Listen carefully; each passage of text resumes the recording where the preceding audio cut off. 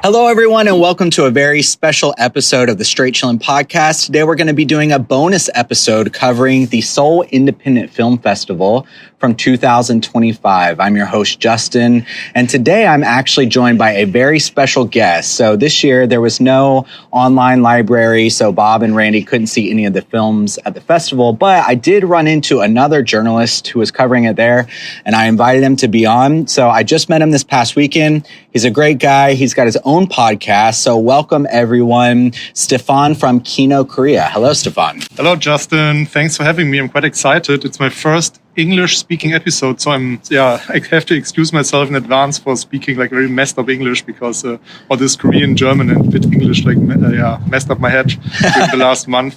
So I will just do a German introduction because we decided to release this feed also in my podcast.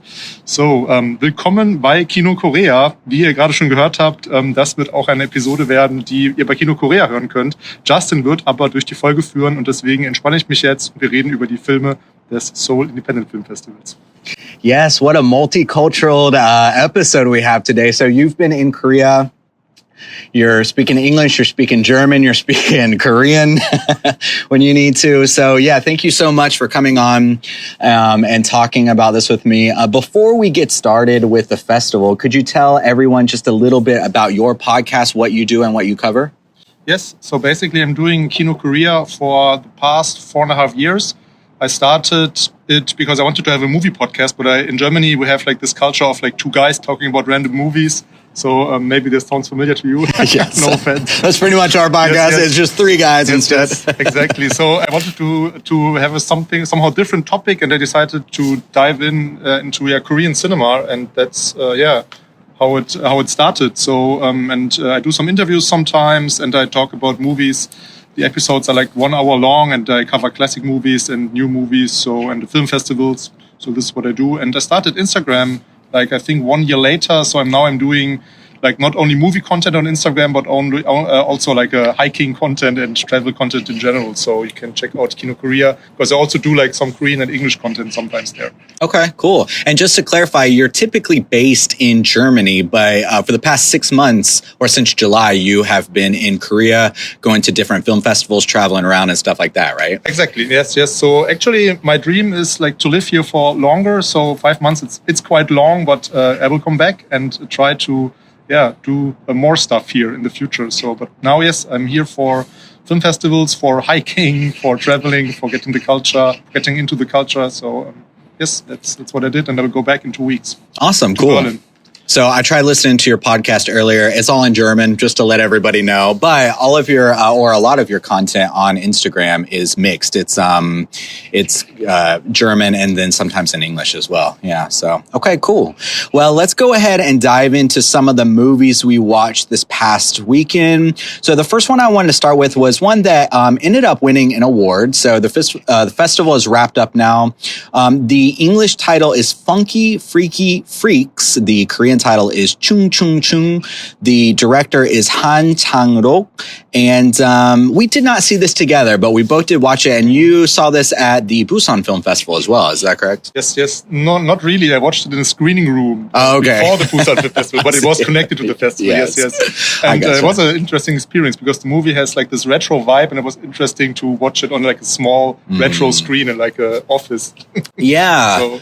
So this movie, it was quite good. It's like you said, it's very stylized, and I think what we mean by that, I got a very 90s kind of vibe from it. It's kind of lo-fi a little bit. It has these cutscenes where it almost feels like a music video sometimes, where one of the characters is maybe kind of freaking out a little bit, and they have like special colors and it feels a little grimy. So what did you think about the film overall? Spoiler free. Okay. I would actually, now that you mention it, I would compare it to The Fin, like from Park Se-young, because both movies are highly stylized, as you mentioned, and it's not so much about the story, because the story is not new. Like also the story of The Fin is not new, but we will talk about this later, I guess.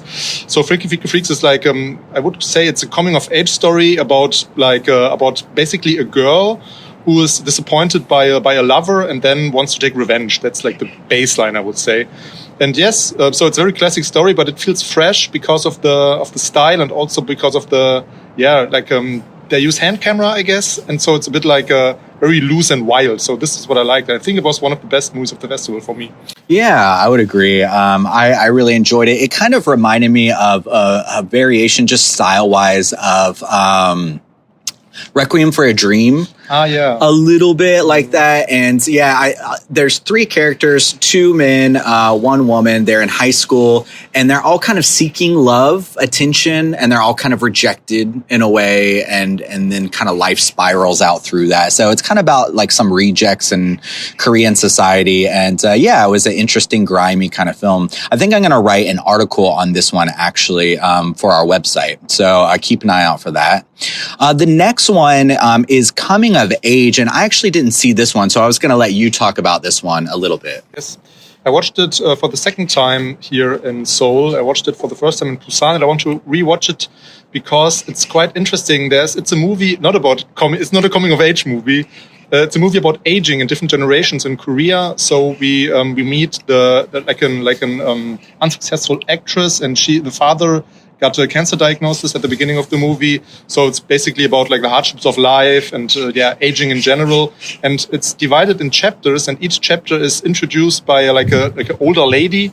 And she speaks about the Korean history. So this is quite interesting. And I wanted to dive in more. What does it mean, like this history? And I found out it's about like the general suffering of the different Korean generations, so the hardships of life. So I really enjoyed it, and it's quite like it's a funny and also touching movie and not cheesy at all, which I really enjoyed because, I mean, you know that Korean movies can be a bit too much, especially when it comes to the endings of the movie. So this one, I would really highly recommend it, and I hope it finds its way to international audiences. Okay, yeah, this one I was disappointed that I missed, and I'll have to reach out and see if I can see it, or maybe it'll be coming out next year in the theater. So yeah, the next one we actually I think did see together. It was The Square. The Korean title is Gwangjang, and this is by director Kim Bo-sol.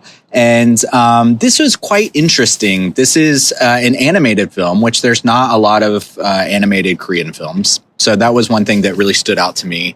But it's actually set in North Korea. So it's told from the perspective of a Swedish diplomat who works at the Swedish embassy in the North Korean capital. And he ultimately falls in love with a North Korean woman.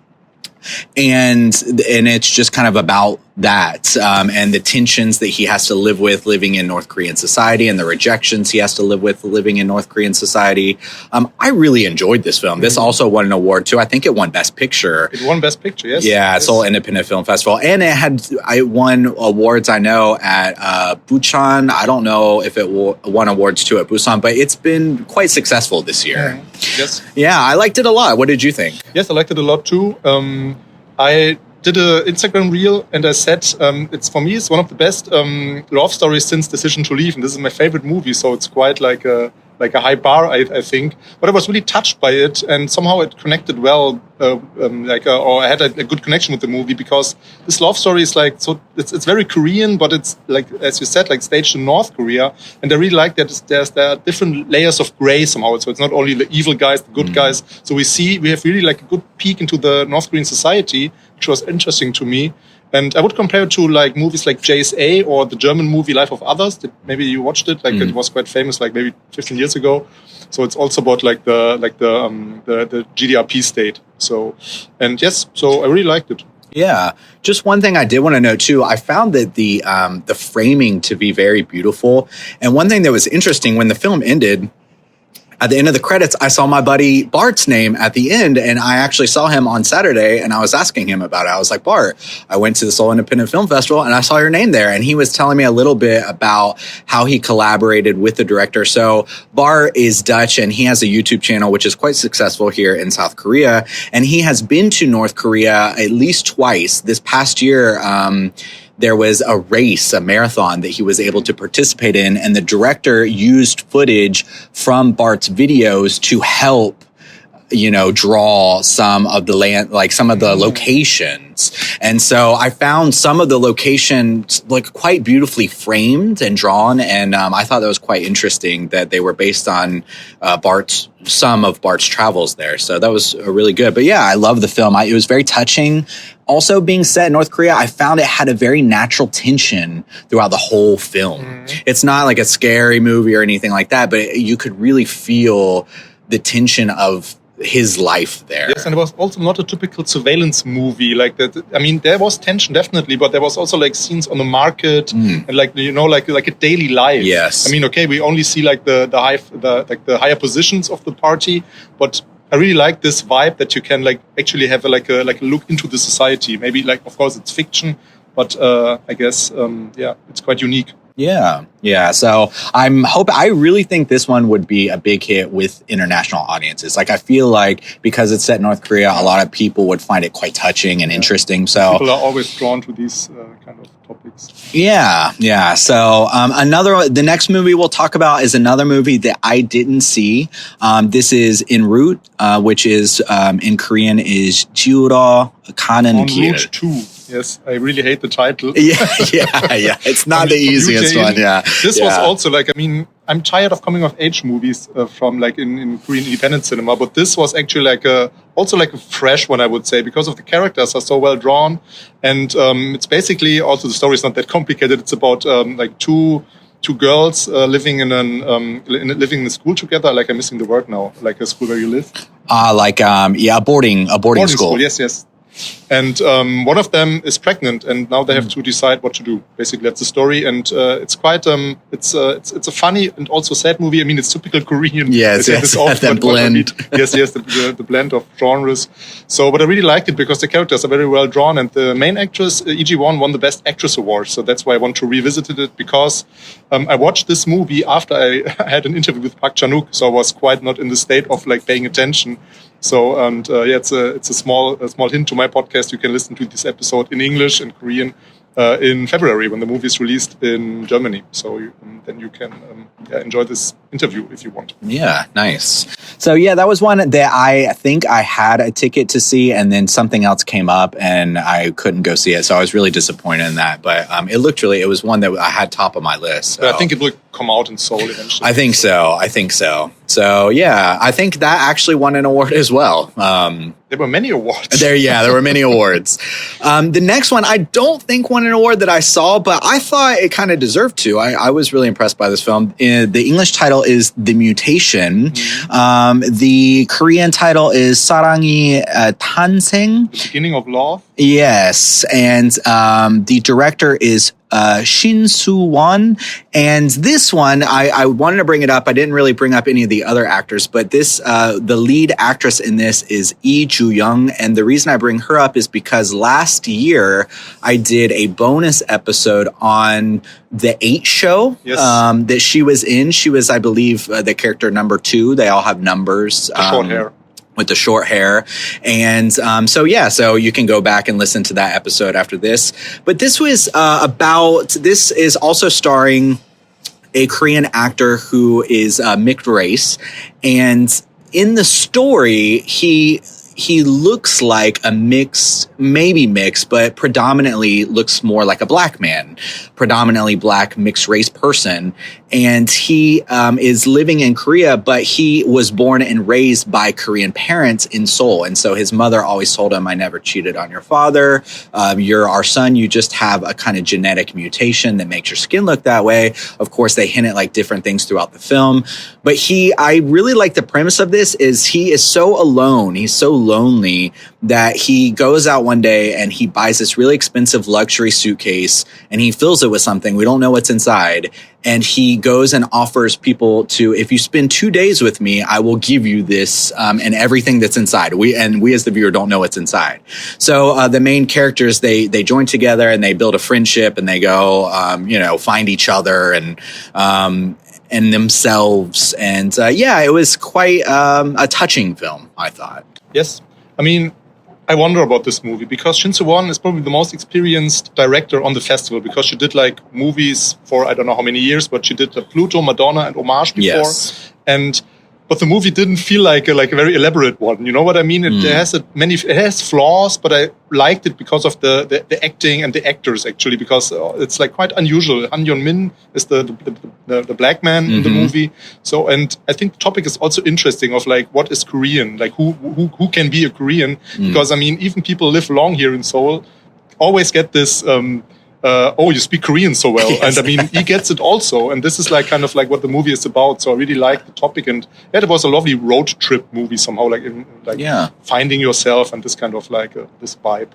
Yeah, one thing I really liked about this movie is I thought it absolutely captured the feeling of being lonely in Korea. If like you're kind of on the outside, even though he is Korean, he speaks fluent Korean, but people don't see him as Korean, and that loneliness is kind of crippling for him.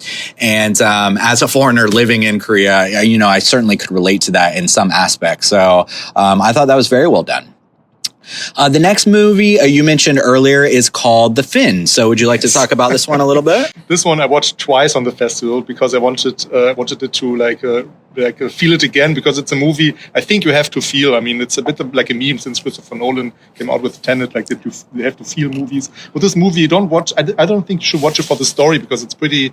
I mean, it's pretty simple somehow. I mean, it's in the near future. Korea is unified, and a natural disaster has turned the sea toxic. So there's like a giant wall, and there are mutants living in near the sea region, and they should not live in the city. And the unified Korea is kind of like a version of North Korea. So, okay. And there's one of the mutants. He has a mission to deliver a fin to like a person within, like inside the city. So this is like the premise of the movie, or like the baseline. And the movie has like a crazy color grading. So it's like very red, greenish, like it looks very toxic. And also the music is very interesting, because I think they take Korean classic like chansons. It's a French word, but you know what I mean? Like this Korean classic, like a cheesy movie music, and play it slow so that it sounds very like estranged somehow.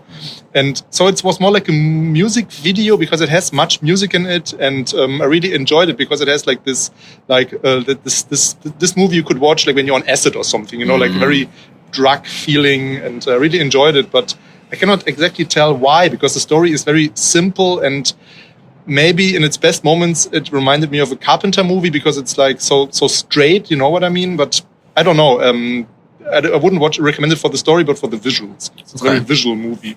Like the movie he did before, The Fifth Thoracic Vertebra. It's a movie about a mattress with a fungus, and the mattress becomes alive. So this movie is also very flashy. So I think he's a very interesting filmmaker, and we have to keep an eye on him. Yeah, and we need more of those in Korea. We definitely want people making interesting films. So definitely want to shout out to him. I did want to go back really quick and just mention that Chung Chung Chung also had a lot of interesting music as well, and incorporated, kind of felt a little bit like a music video. Yes, the director told me that he's a big techno fan, but the music was it more drum and bass? Yeah, I know. I actually know the DJ who did the kind of all the sound for that film, but it was very music driven as well. And that could be a trend that we see kind of growing maybe a little bit in Korea, as like music genres branch out a little bit. Cool. Well, the next one is one that we both saw. The English title is The Gorals. The Korean title is Sanyeongdul. And this is kind of a coming of age story. It's about 4 girls in their last year of high school, and they don't have very good grades, and they have to join the special program that helps them prepare for the college entrance exams together. And through that, they kind of just form a special bond, and they end up finding this place out in the woods where they can kind of escape society and their problems, and they have, boyfriend problems and parent problems and things like that. And it was cute, a cute movie. I thought this is another one that was very much driven by the chemistry between all the main actresses. Yes, and the idea of like protecting the animals is kind of like also a new idea to Korean cinema, I would say, like animal rights. So they form like kind of like a animal shelter, because they don't want the animals to die. And there's also the what is it named, the disease? The bird flu, yeah. Yes. So they have a little school zoo that have ducks and chickens, and they try to save them. That is an interesting aspect. It's a very cute and funny movie. It could have been more funnier to me, because there were like great scenes, and the actors are great. Like the 4 girls, right? There was 4. I watched it in Busan, so it's a bit while ago. Yes, I enjoyed it. From the coming of age movies I watched, was one of the better ones, I would say. Yeah. I mentioned to you, it was one of those films where I felt it's very Korean because it had like 4 different endings. Every time I thought it ended and it was very emotional, and then they kind of go on again and then have another emotional ending. I was like, okay, we need to cut it back a little bit. Yes, but cute and not difficult to watch. It was just the ending that at the end I was like, okay, let's wrap it up. But I liked it. Now, this is one I don't know if you saw actually or not. This is a film called Baljjeo. Did you watch this one? This is the only horror-based one that I saw there. Was it Korean? It is Korean, and they also showed it at BFON in the summer as well. The director's name, he has this like kind of special name. So his Korean name is Kim Song-hyun. He's a singer, some kind of idol, but he goes by Dukkyong. And he, the premise is that there is this girl that her grandmother is some kind of shaman, and she predicts that the girl has a curse that by her 26th birthday, she will go blind. And so what they do is she says, I can do this ritual to save you, but we have to pass it on to somebody else. So they adopt this boy and they pass it on to this boy, and she's cured, like the curse goes away, but ultimately she falls in love with the boy and the boy dies. Now, that's not necessarily a spoiler because the movie, it's kind of like The Wailing a little bit. It's very much based in like shamanistic rituals going on. And then there is another kind of shaman who comes in who kind of like tries to bring him back, but it kind of goes wrong. So there, it's very horror based and very dark. I was actually very impressed by it. And the only negative I would have is I think he was restricted by budget, and it's only 65 minutes. And the last like 10 minutes is kind of a recap of what we had already seen. So it was a little thin, but I really liked his ideas and his style. And I absolutely could see him taking this kind of idea and fleshing it out to a bigger movie. So 65 minutes is kind of a weird length. It is. It's like in between the short and the, It's hard to sell, I guess. It is. 5 minutes. I think he could flesh it out a little bit more. Honestly, I kind of wish he just made it a short and tried to sell it and then kind of spent maybe a year or two kind of building it up and then releasing it. Yes. So, well, that was all the movies I had for us to talk about. We are recording outside, so it is a little cold, but we were just going to do a quick run of some honorable mentions of other films that we saw without necessarily going into them. I saw Nouvelle Vague, which is the new Richard Linklater film. He is known for the Before Sunrise series, and it is based on the film Breathless from 1960, which I also saw. And it was very cute. I liked it a lot. It's about the making of that film, Breathless. And I thought they did a really good job. They made it, it's black and white, and they casted actors and actresses that look a lot like the original cast. And I enjoyed it. I think it's coming out in December in the States, so people can check that out soon. Did you see Journey? We both saw Journey there. Journey there, yes. I mean, somehow I didn't like it that much. It's an okay movie, and somehow I missed the point. We talked about that, yeah. So, yeah, I mean, I enjoyed there was German in it, so I felt I enjoyed it a bit because it was like a funny version of German. Because I don't know if this guy is actually German, but he could speak a bit, and I think I like this yo joke a lot. So this is because this. I mean, we all have been there, right? Yeah. This like yo, like this honorific form of in Korean. Yes. So yeah, it's a movie about like a piano in an apartment. So neighbors. Sharing a space. Neighbors sharing an apartment, sharing in a piano. And yeah, it's a very wholesome movie, but maybe it was too wholesome for me. I'm not into this kind of movie where it's like this feeling is like I mean, how can I explain it? It's like it's a cheesy movie in the end. That the music is playing loud and it's a tearjerker. Yeah, so I'm not into this kind of style, because it was a bit too much for me. They're definitely playing on the emotions for sure. Yes. I did find it quite touching, but it is laid on very thick. They play it up a lot for the emotional reaction. So yeah, I agree.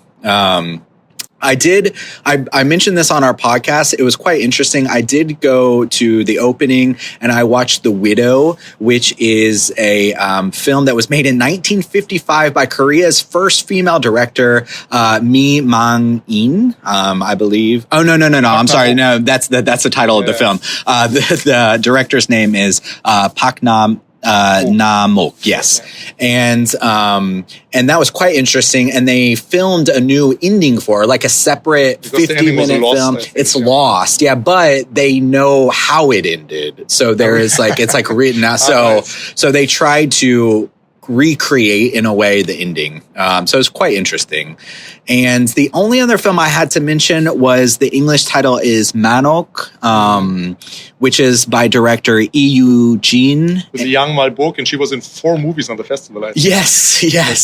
Yeah. And it was a cute movie. Sometimes it got a little too cheesy, and it was another one that was a little too long, but it was about an older lesbian woman who starts off in Seoul, but she kind of loses her status within like the kind of gay community and ends up returning back to her hometown, which is out in the rural countryside, to her mom's house. Her mom has passed away, and she kind of ends up trying to like run for political office there, and tries to connect with people there and find herself again. And it's like a Hallmark movie. Yeah. So like the modern city life against the rural tradition, and it has this TV look somehow, and the dialogues are very TV-ish, like a TV drama. Mm-hmm. So it was very it didn't look like so refined somehow, and I didn't enjoy it that much. But I appreciate the idea of making an LGBTQI plus movie in Korea, which is not negative. It has like very positive vibe. Yeah. So I think people really liked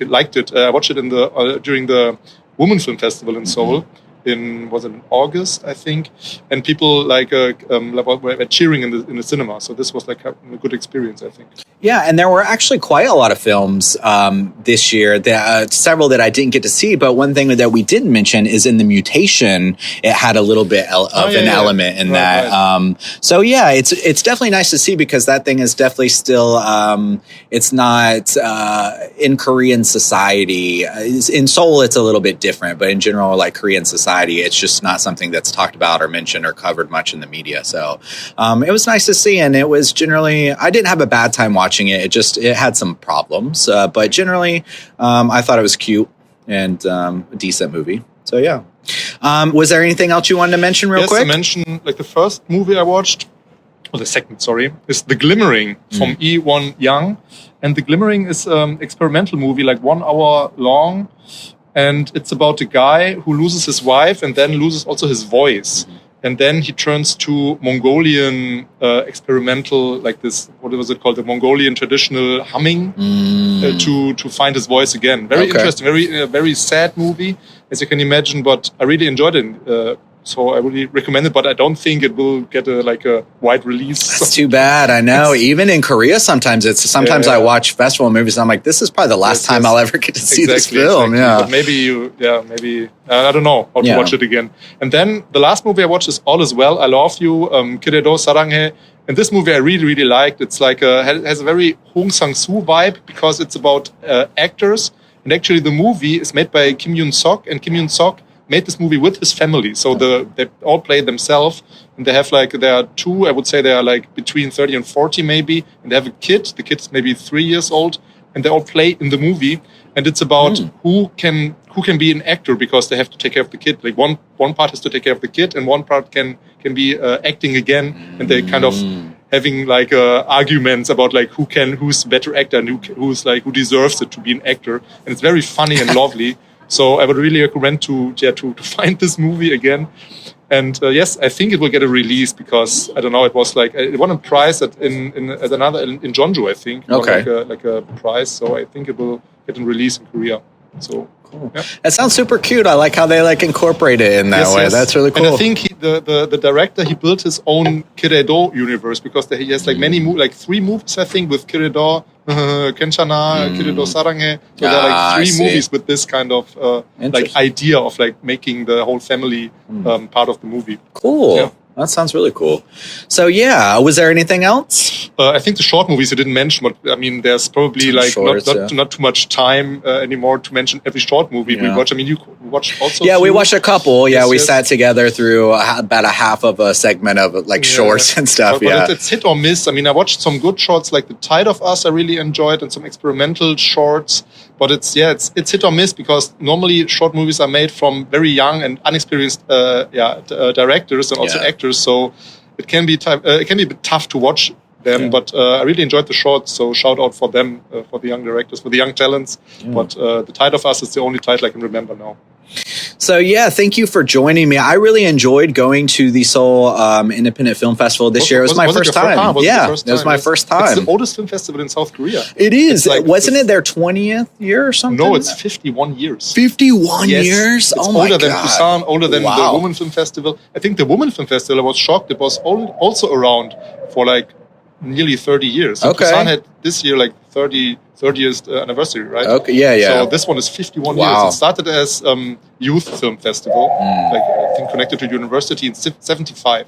Okay. So we can be proud to be part of it. Wow, yeah. I really enjoyed it. It was a lot of fun. I got to meet you on the first day, which was really nice, and we got to hang out a lot. And I look forward to going back next year, and I hope I get to hang out with you again soon. I know you're going to be going back to Germany. But definitely everyone check out Kino Korea if you speak German or if not. I have some episodes, because when I do interviews, normally they're in English. So you can check out my interviews with Chon Do-yeon and also with I've always forgot his name, with the Good News director this year. So I think it's quite Pyeon Song-hyun. Yes. Name. So this episode is also like quite... It's already published, so you can find it in the feed. Okay, cool. And definitely keep an eye out for the Park Chan-wook interview coming out in February. Yeah. So everyone keep an eye out for that when No Other Choice comes out. And until next time, don't forget to keep chilling.